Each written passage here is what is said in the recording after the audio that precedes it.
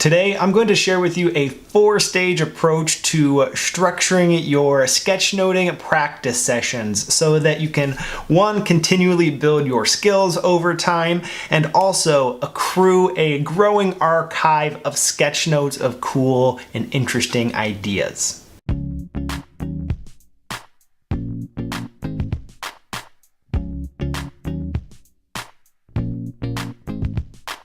This topic came to mind because of a conversation I had with a member of the Verbal to Visual classroom not too long ago. Shout out to Anna. And what we talked about was developing a process to overcome what might be a little bit of a resistance that you feel towards practicing your sketchnoting skills. You might feel a little bit stressed about doing that or not sure how to approach it.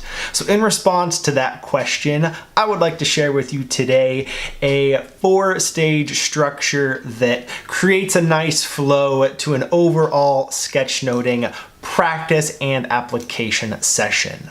Let's check it out.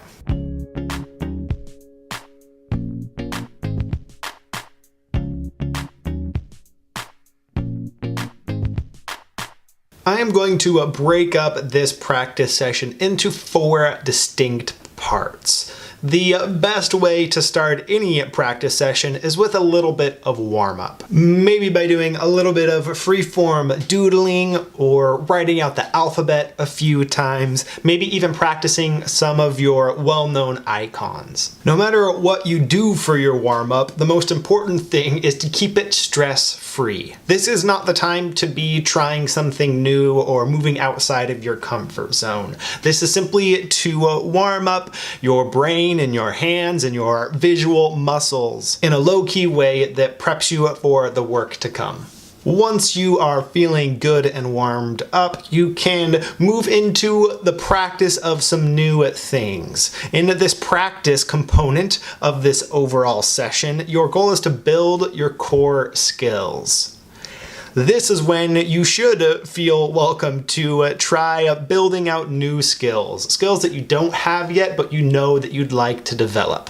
And what I recommend that you do is start keeping a practice queue.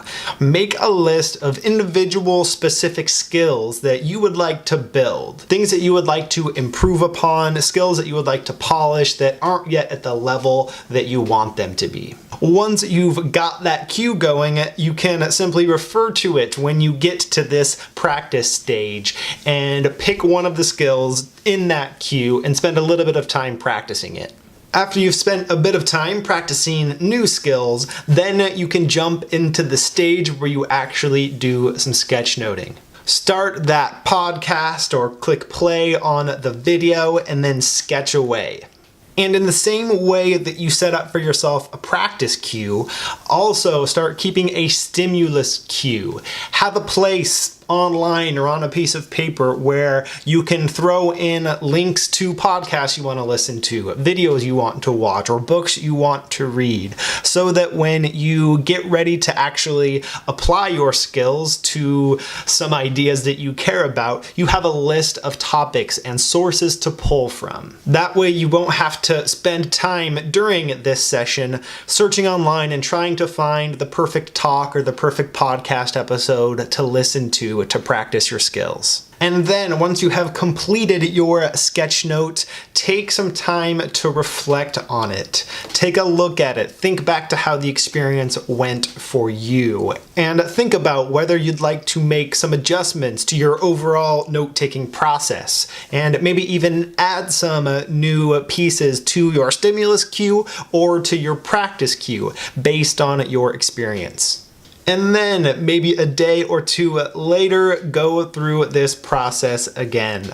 The more you cycle through these steps of warm-up, practice, application, and reflection, the better your sketchnoting skills will become, and the more knowledge and experience and cool ideas you will be acquiring with each new sketchnote.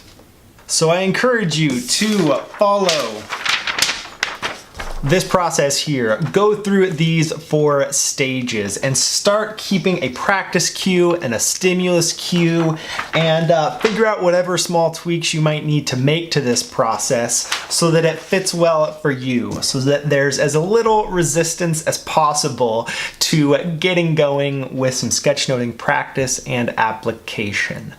Let me know how it goes. Good luck. Talk to you next time.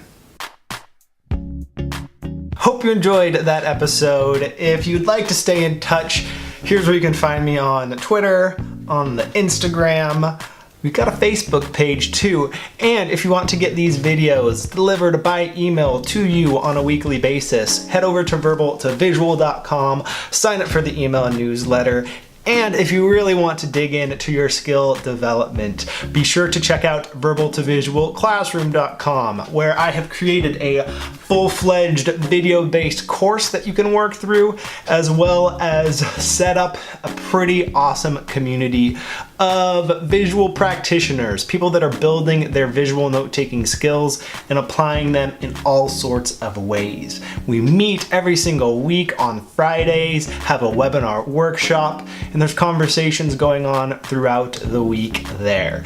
It's a pretty cool place, so be sure to check it out. Bye for now.